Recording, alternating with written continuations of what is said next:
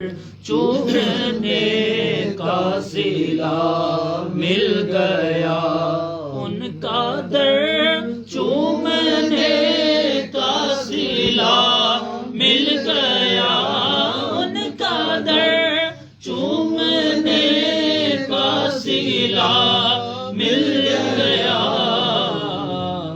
سر اٹھایا تو مجھ کو خدا مل گیا، سر اٹھایا تو مجھ کو خدا مل گیا، نہ پوچھو کہ میں کیسے بے کل ہوا، کچھ نہ پوچھو کہ میں کیسے بے خود ہوا،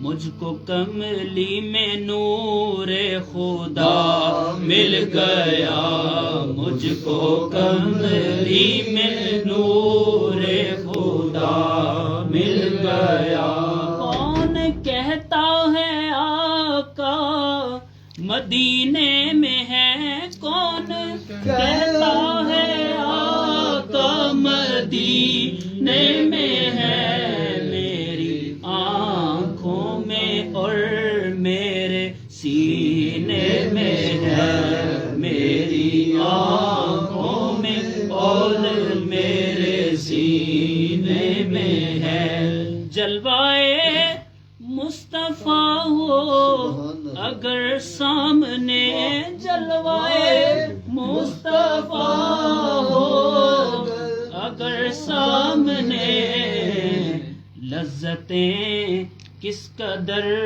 اشک پینے میں ہے، لذتیں کس قدر اشک پینے میں ہے، اللہم صلی علی سیدنا و مولانا محمد، اللہم صلی علی سیدنا و مولانا محمد، اللہم صلی علی سیدنا و مولانا محمد وعلی آلہ وصحبہ وبارک وسلم، امداد کن حضرن جو غم آزاد کن، در دین و دنیا شاد کن، در دین و دنیا شاد کن، یا غوث اعظم دستگیر امداد کن، امداد کن، حضرن جو غم آزاد کن، در دین و دنیا شاد کن، در دین و دنیا شاد کن، یا غوث اعظم دستگیر برائے رسول حشم غوث اعظم، برائے رسول حشم غوث اعظم، ہو ہم پر بھی نظر کرم غوث اعظم، امداد کن، امداد کن، حضرن جو غم آزاد کن، در دین و دنیا شاد کن، در دین و دنیا شاد کن، یا غوث اعظم دستگیر،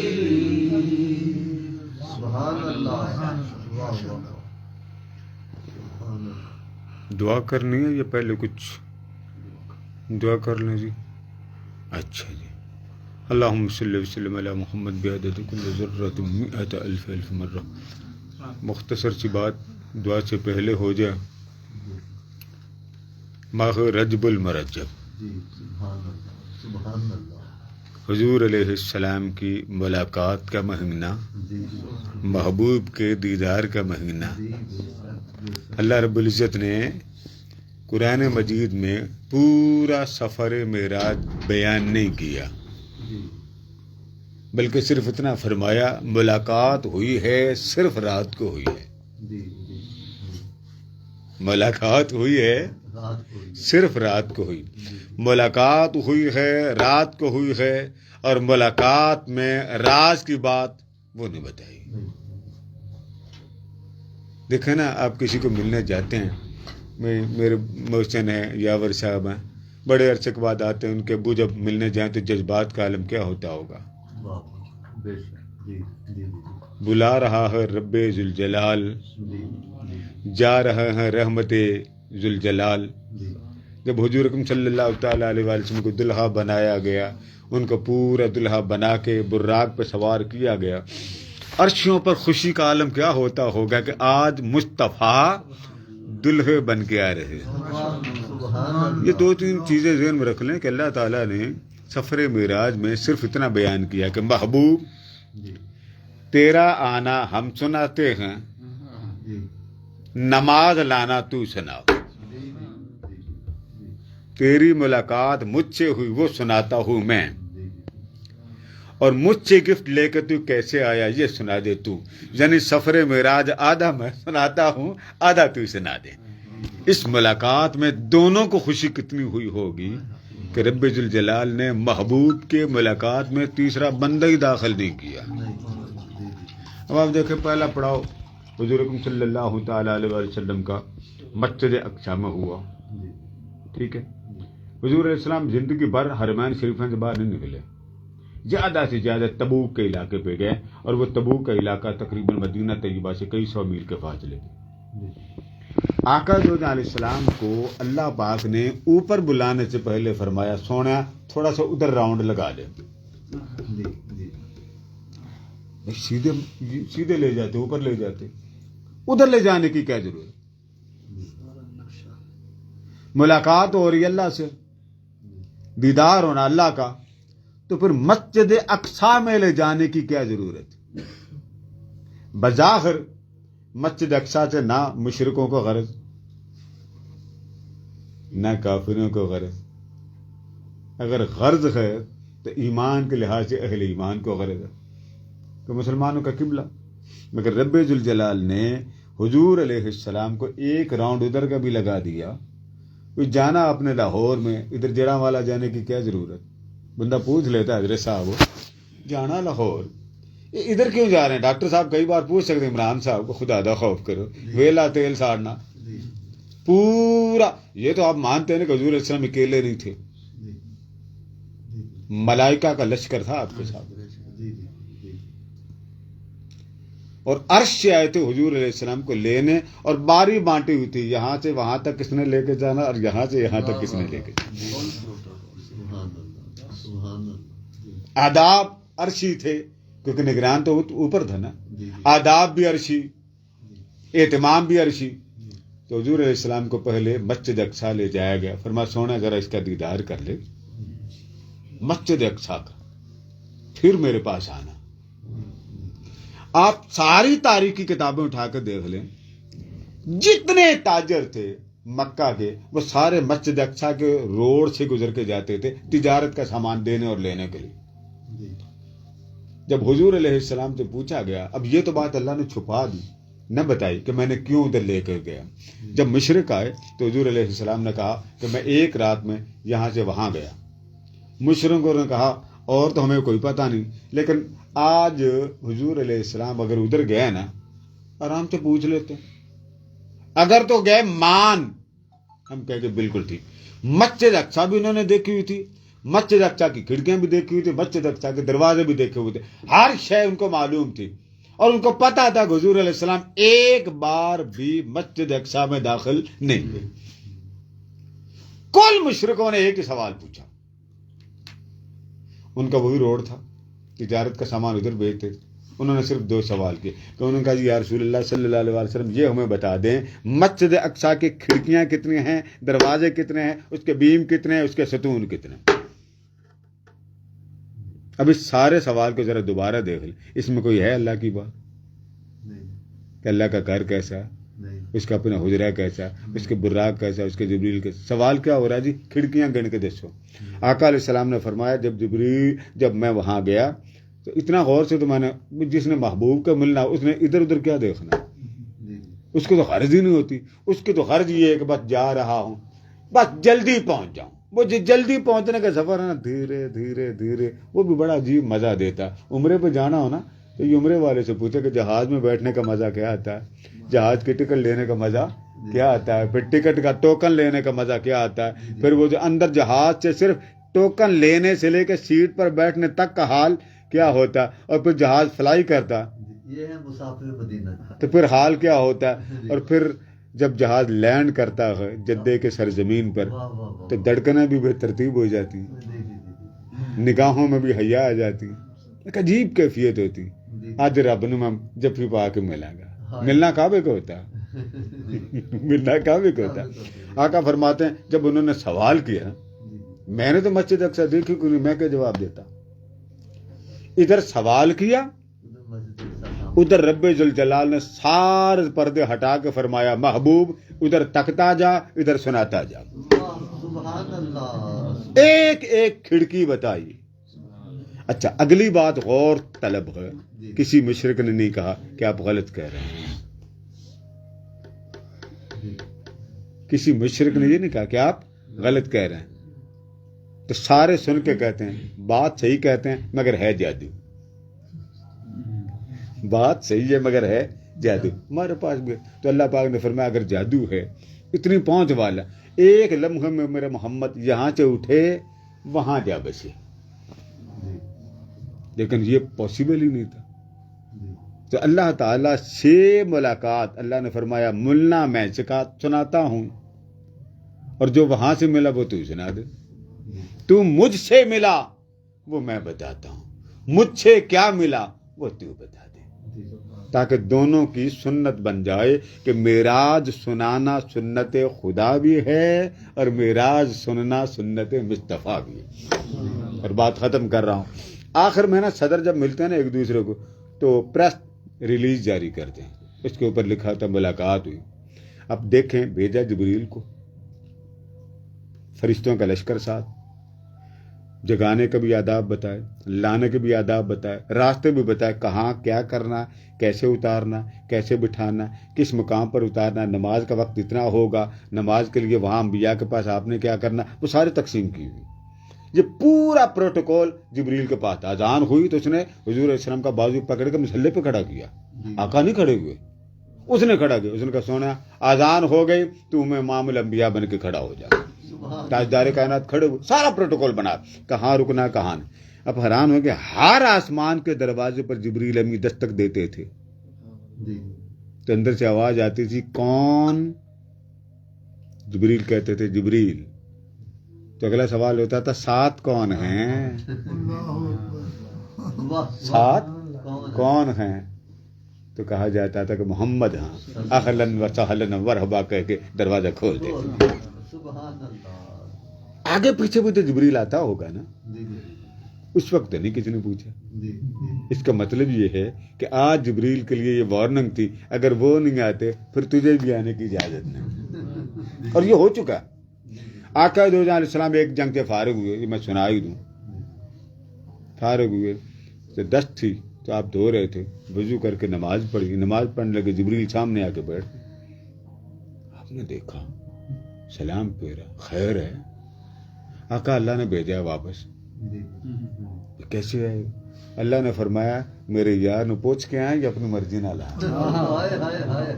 میں نے کہا جی پوچھ کے نہیں ہے. فرما جا جب تک وہ اجازت نہ دے تجھے واپس آنے کی اجازت. یہ ہو چکا، یہ کوئی بڑی بات نہیں. حضور کے در کے سارے نوکر ہیں. معلوم تو یہ جبریل، وہ اللہ کا مدد جبریل ہے تو قدم کس کے چوم رہا تھا معراج کی رات؟ 17 بار اس نے چوما. مطالع المسرات میں لکھا 17 بار چوما. اور بعض روایت میں آتا ہے کہ جبریل کو پوچھا گیا تھا کہ جبریل حضور کو اٹھا. اور لکھنے والے اہل حدیث بہت بڑے عالم ہیں. مولانا محمد صدیق خان حسن خان بھوپالوی اہل حدیثوں کے عالم ہیں اور طویل لکھنے کے قائل تھے. وہ لکھتے ہیں کہ اللہ تعالیٰ نے جبریل کے جو ہونٹ تھے نا وہ کستوری کے ٹھنڈے بنائے تھے. تو جبریل نے پوچھا تھا یا اللہ یہ ٹھنڈے کیوں بنائے؟ فرمایا وقت آئے گا تو تجھے بتا دیں گے. رات کو سوئے، کسی کو نہیں پتا تھا. خالہ زاد کے گھر میں جا کے سوئے، حضرت ام ہانی کے گھر میں جا کے سو گئے تھے. وہاں جا کے سوئے، یہ دروازے پہ تھے. اوپر سے جبریل داخل ہوا، دروازہ نہیں کھولا. सैयदा कायनात थी तो ऊपर से आने की इजाजत, उधर सैयदा कायनात थी नहीं, और तो चूम के ना बैठ जाते थे, फिर चूमना, फिर बैठ जाना, फिर चूमना, फिर बैठ जाना। बिल आखिर चूम के फौरन आ गया है तो आका ने देखा रात का वक्त है, फरमाया खैर है, क़यामत नहीं आ गई। तब जिब्रील ने कहा इन्न अल्लाह हस्ता इला लिकाइका या रसूल अल्लाह, सोना मिलना चाहता है, बुलाया है। अच्छा फिर तू क्या कहता? हुजूर मैं आपको दुल्हा बना के ले जाऊंगा। अल मुस्तदरक उठाइए, कुल फरिश्तों ने, ये खच्चे नहीं है। बाद लोग कहते हैं मैं अपने को लाल, मैं हवाला दे रहा हूं। अल मुस्तदरक उठाइए, हवाला आपने सुन लिया कि अल्लाह पाक ने जिब्रील से फरमाया ए जिब्रील मेरे हबीब को आवाज नहीं देनी। उठाने के 3 तरीके होते हैं, या दस्तक, या आवाज, या किसी को भेजते हैं। अल्लाह ने फरमाया तीनों काम बंद, ना हाथ लगाना, ना आवाज देनी, ना दस्तक देनी। तो फिर उठाऊं कैसे? फरमाया दो जानू हो के बैठ जा मुस्तफ़ा के कदमों में, और होंठ मुस्तफ़ा के कदमों की तलियों के साथ लगा, वो ठंडक मस होगी, हुजूर की आंखें खुल जाएंगी। जो चूमता था फिर उठ के देखता था, हुजूर उठ गए। चूमता था उठ के देखता था, हुजूर उठ गए। अब आप अंदाजा करें, है नूरी, अर्शों का मालिक है, मगर कदमों के बल, दो जानों के बल बैठा है हुजूर की महफिल में। ये बड़ी रिवायात आती हैं, उधर जाना नहीं चाहता।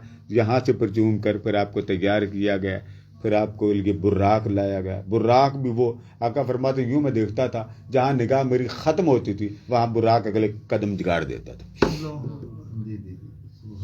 तो मैंने फिर अल्लाह पाक ने फरमा कब्बिल कदम, महबूब को अगर उठाना है ना मुस्तफ़ा के कदमों को चूम ले। तो हुजूर अलैहिस्सलाम की आँख खुली, उस पर जिब्रील ने कहा इन्न अल्लाह हस्ता इला लिकाइका या रसूल अल्लाह, वो चाहता है मिलना, महबूब को बुला लाऊं। अब आप देखें, बात खत्म कर रहा हूं, सिर्फ आखिरी रिवायत पर बुखारी में हुजूर चले, ये जरा नोट करें, कौन चला?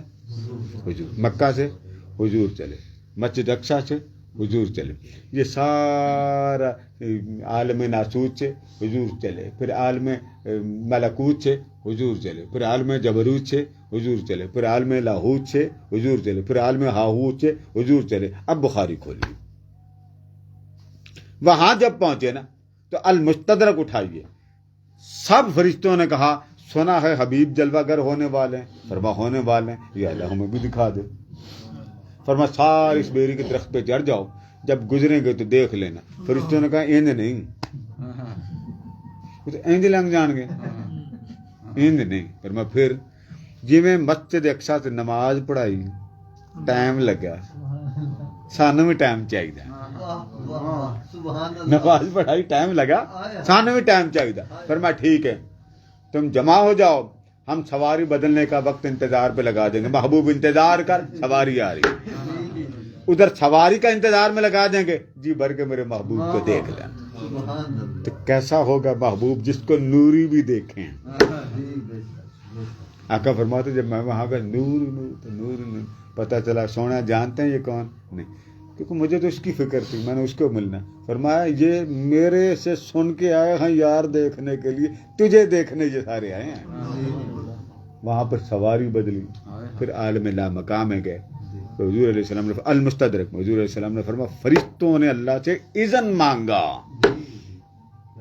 अल्लाह से इज़न मांगा कि हम दीदार करना चाहते हैं।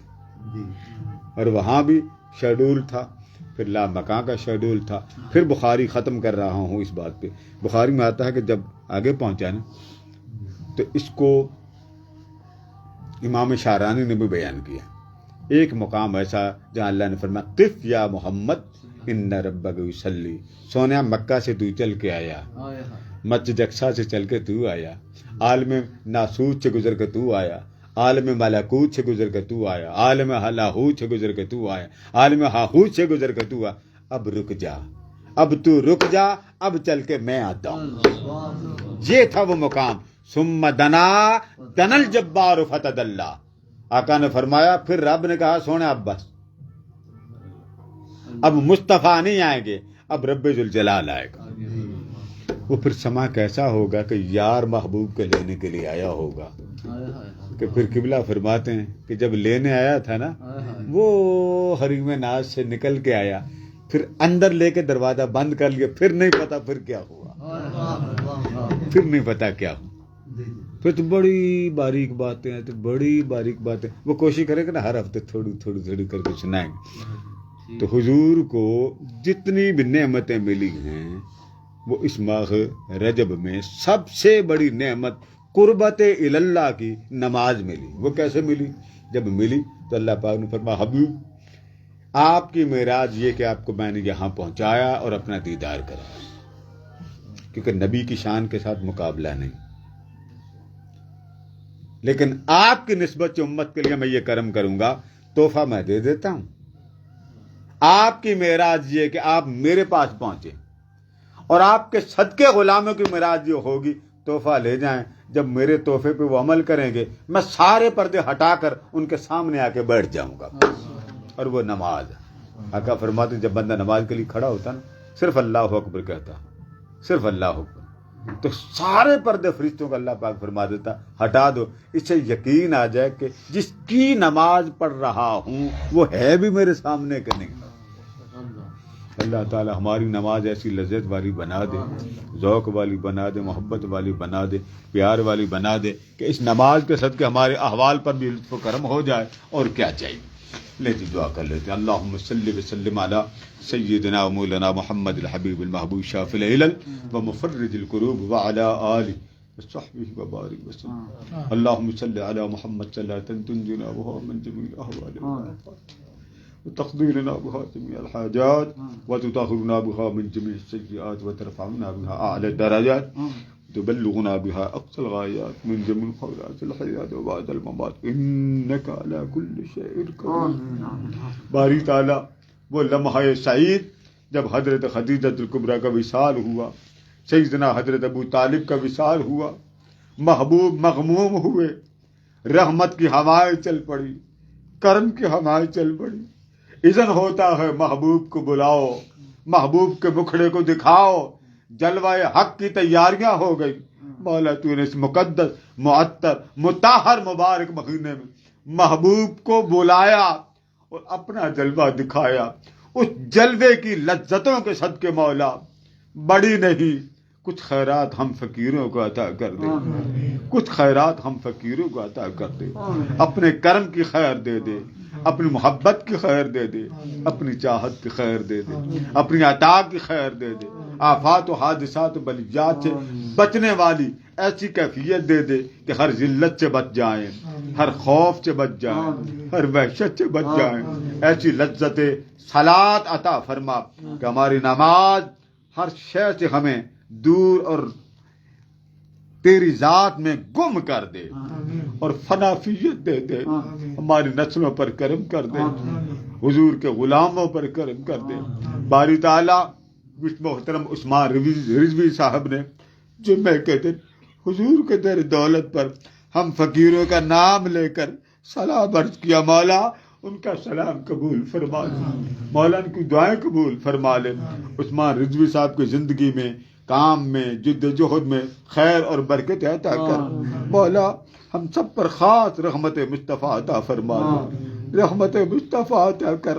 بخششوں کی رات، رحمتوں کی رات، کرم کی رات، محبت کی رات، عنایت کی رات رجب کے مبارک مہینوں سے شروع ہو چکی ہے، مولا ہر لمحہ ایسا برکت والا ہے کہ جس کی برکتیں تجھ سے آمنہ کے لال نے مانگی تھی، تجھ سے تیرے حبیب نے مانگی تھی کہ باری تعالیٰ اس مقدس مہینے میں برکت دے دے۔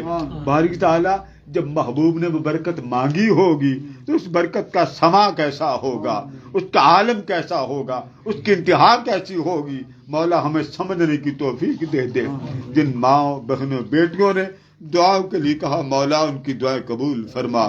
جن بیٹیوں کی گھروں میں میاں بیوی کے تعلقات میں کشیدگی ہے، مولا کرم کر دے، مولا کرم کر دے، میاں بیوی کے تعلقات میں کرم کر دے، اولاد اور ماں باپ کی محبت میں کرم کر دے، اس ملک کے حال پہ کرم فرما دے۔ آج اس مجلس میں لنگر کا اہتمام کرنے والے میرے محترم پر کرم فرما دے۔ جتنے احباب محبوب کی محفل سفر معراج میں محبوب کی کی درود و سلام کی محفل میں تشریف لائے. مولا ایک ایک لمحہ حضور کے غلاموں کی خیر کے لیے کرم والا بنا دے, محبت والا بنا دے. بیماروں کو, تنگ دستوں کو, بدحالوں کو, مقروضوں کو شفائے کاملہ عاجل نصیب فرما. ظاہر و باطنی آفات و حادثات و بلیجات سے محفوظ فرما. ہر ذلت سے, خوف سے, وحشت سے محفوظ فرما. باری تعالیٰ ہر محتاجی سے بچائے رکھنا اور اپنے کرم میں چھپائے رکھنا. وَأُفَوِّضُ أَمْرِي إِلَى اللَّهِ وَاللَّهُ بَصِيرٌ بِالْعِبَادِ. وصلی اللہ تعالی علی حبیب سیدنا مولانا محمد وعلی آلہ وصحبہ اجمعین برحمتک یا رب.